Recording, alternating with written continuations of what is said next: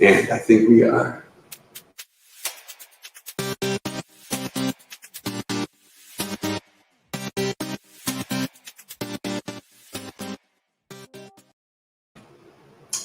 And good afternoon. It's 12:05. It's when we do Apex Instant Tips. And usually I'm not responsible for this intro, so I don't even know what number it is, 37, 38, something like that. But that's really Hayden's responsibility. Turns out that they've left me high and dry today. And as Mark teased, I'm the only one that's here. But because of that, I knew that would be incredibly boring. I came as close as I could to bring in my clone. And the closest clone I have is here, my daughter Maja. And so Maja, welcome to Apex Instant Tips. Thank you very much. And today's tip is actually inspired by me looking at your screen and seeing, I don't know, 50, 100 tabs open at once. That sounds about right. Yeah, and we talked about opening tabs last week, and I hinted that there might be another way to open tabs. And I know you're a huge fan of the show. Oh, yeah, absolutely. And so last week's show, did you think it was a good method? I think it was fine. I think you could do better. All right. Well, we're going to jump into the tip pretty quickly, but we're going to mix things up this week. I'm actually going to do the wisdom of the week first, because I want to make sure I impart wisdom to you. And if you check out right after the tip, then you miss it. So this week's wisdom of the week comes from a Far Side cartoon, and it's about the Thagomizer. Do you know what the Thagomizer is? No, but I'm sure you're going to tell me.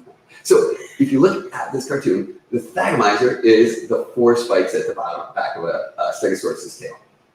And it's named after the late Thag Simmons.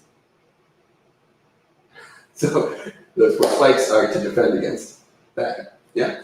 But the interesting thing about this is that Gary Larson wrote that cartoon, not knowing that those 4 spikes didn't actually have a scientific name. There was no name for these 4 spikes. They are now legitimately in the scientific lexicon called a Thagomizer. I love that. I'm really glad you shared that with us to start off this. So the wisdom here is, be careful what you name something because it could stick around. So that is the Thagomizer. Yeah, you really should be careful what you name things. Yes. They're going to have it for a long time. Could be a name like Anton. Yeah. Oh, man. Or Maja. Right? All right, so let's jump right into our tip. Our tip is about cloning Apex sessions. And really, what that really amounts to is the ability to, usually it's open a new tab and have that new tab maintain a new set of context. In our case, we're doing that context through a global application item, but you might have other reasons to do it as well. You might want to have 2 separate shopping carts, for example. You might want them to be 1 shopping cart. It's hard to say, but depending on what your use case is. This, I think, is a really good example, right? We've got Tammy Bryant here. As we walk through, we want Tammy Bryant to stay. But if we change customer, we want the new tab to have the context of the new customer. And so we talked about this last week, and I talked about using page 0 to do it. But there is another way. What I can do is I can put this extra column here, and this column has a very unique trait that when it opens in a new tab, the session value is Apex clone session. I'll actually show it before I click it, just to show you.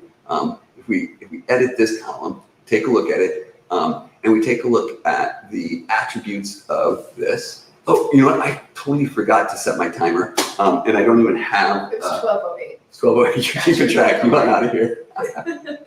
Okay. So what we have here is our new tab link. So that's our customer ID. So right here, this is a link, and on this link, if we click it, it sets the request value to Apex clone session. And that's the key. That gets us a new Apex session. It takes whatever we have currently in session state and creates a new one. And what I did was I opened this in a new tab. This target equals blank opens it in a new tab or a new window, depending on what your browser settings are. So when I click this tab, click this icon, I'm going to switch to Roy White in a new tab. And the amazing part of this is here, I'm on Roy White, but over here, I stay on Tammy Bryant and no change. So it's awesome. And if you look up here, you'll see that the session ID here ends in 933, and the session ID here ends in 6479. It's all done. And if I change it here again, I can have as many tabs as I want. It all works great. And all you have to do, you just have to make sure you go to Set Customer and click this tab when you move there. And you're done. So like that's really great. I'm glad that you've figured all this out. However, judging by the, like you said, the 40 tabs that I keep open at all times, I'm very partial to the right-click new tab. So I'm still gonna do it the old way. You mean you don't want to have to come here, you want to just still be able to click over here and open it in a new tab? Yeah. So you want the system to detect that you just opened this thing in a new window. Yes. And you don't want to have to go someplace else. Yes, and very much like it if it could read my mind and say, oh, she wants a new tab, she doesn't want it messing with her old tabs. Well, what if we just train all the users that if they want to do that, they can come here? But you can't do that. Like, everybody's set in their ways. You can't expect them to come into this new area. Well, as it turns out, I have anticipated your abstinence. That's exactly what I'm looking for. Anticipate my needs. So what I did was I wrote a little plugin that does exactly that. I'm going to switch to a different application. That was an easy way to do it, just that quick little thing. Here I wrote, this is the full-on clone. The other one was easy clone. This is the full-on clone. When I run this application, and I'll go ahead and log in. Now, in this application, I'll go ahead and set my customer, Tammy Bryant. I'll take a look. It's all Tammy Bryant. But if I open it in a new tab or a new window, let's go ahead and do a new window. It automatically detected that, and it gave us a new session. You can see the session here ends in 309. If we jump back to this one, the session ends in 57.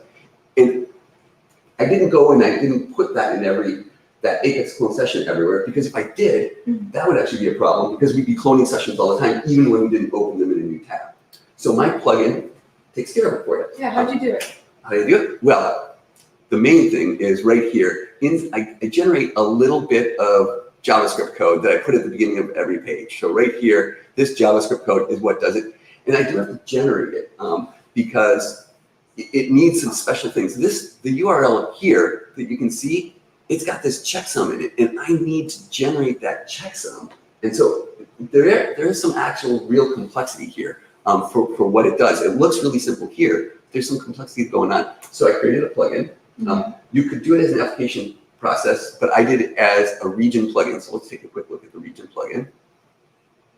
So it's on page 0. I put it on page 0 because I want it to run for every page. So I've got my plugin right here. It's my Apex clone session region, and here's my plugin. If we take a look at the plugin right here, if we take a look at the help of the plugin, it tells you a lot about it. It's our Maja plugin because it defends against Maja. Perfect. Yeah. So we've got a Maja plugin.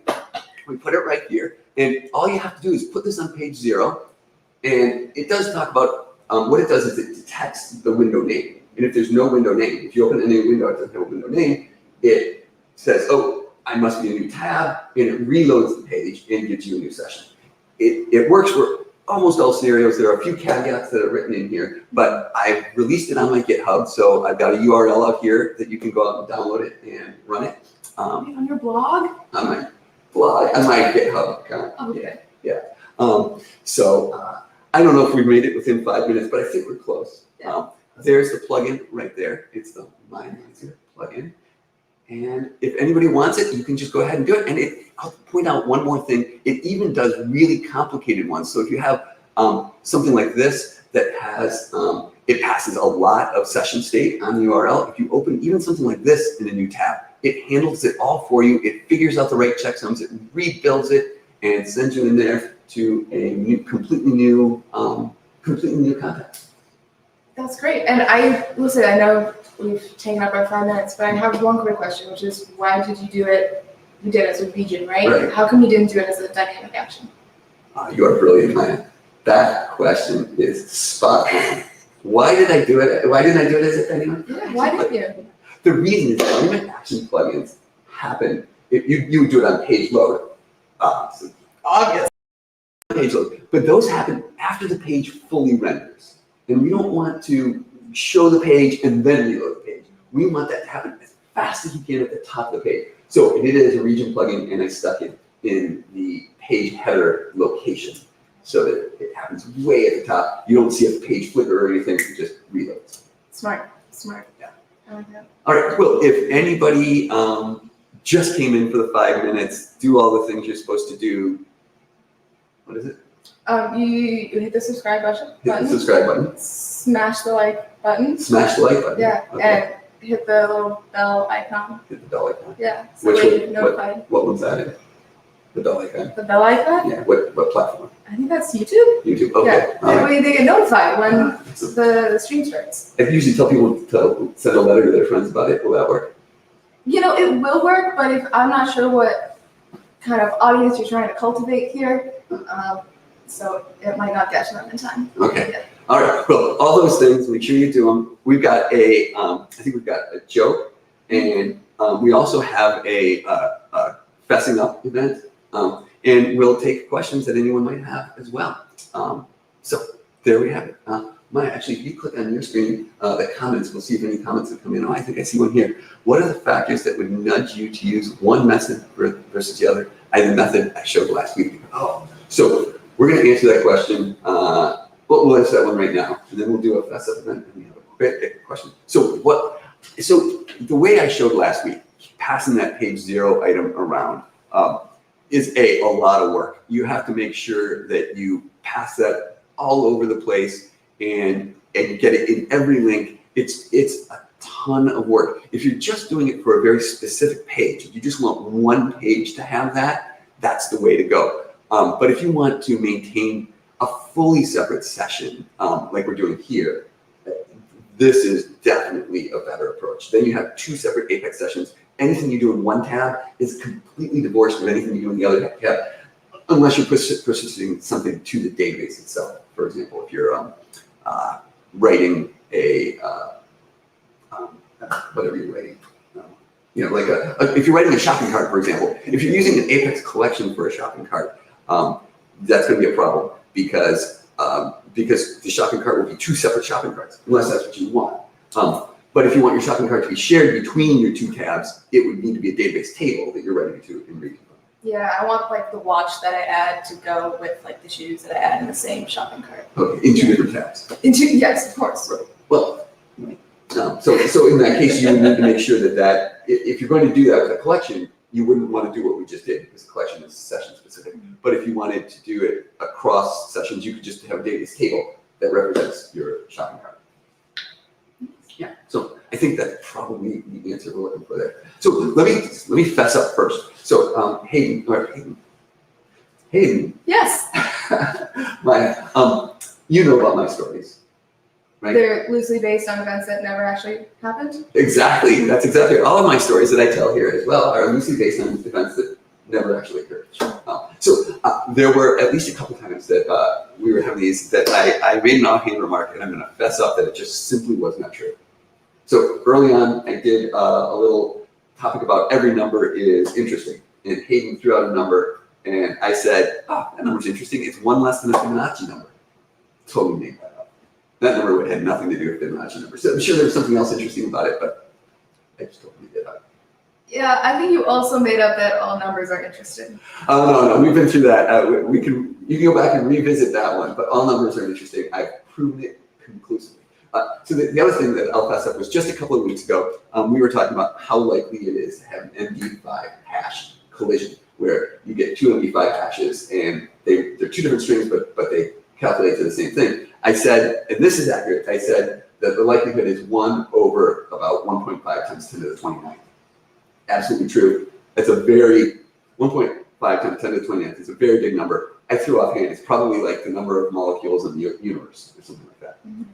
Not even close. Lots more molecules than that. It might be the number of molecules, I'm again just making something up here, but it might be the number of molecules, say, in the Atlantic Ocean. It's a big number. It's a lot. The Atlantic Ocean is very different than than the universe. But it's still it's a big number. It's the likelihood of 2 MD5 checksums matching is super, super small. 1.5 times 10 to the 29th, really big number. It's not the number of molecules in the universe. So I'm coming clean. I'm glad you cleared that up for everybody. Okay. Props for the coordinated tire. Well, Thank you. we're twins, right? It's my clone. So do we have any other, I can't even read from here. Do we have any other comments we should look at? Do not. All right. So we have a joke, this week's joke, Well, courtesy of Maja. I mean, you know that not all construction work is very exciting. Like, for example, Okay. enlarging a drilled hole is boring, but fastening two pieces of metal together is riveting. Yeah. All right, those are for you, Neelish. I'm sure Neelish will love those. I think that pretty much covers it. So we'll tell them to do all those things again. Send letters to their friends. Call your mom. Tell her about the show. Is there anything else? Subscribe? Oh, subscribe. Ring the bell. Yeah. Yes. Bye, everybody. Bye.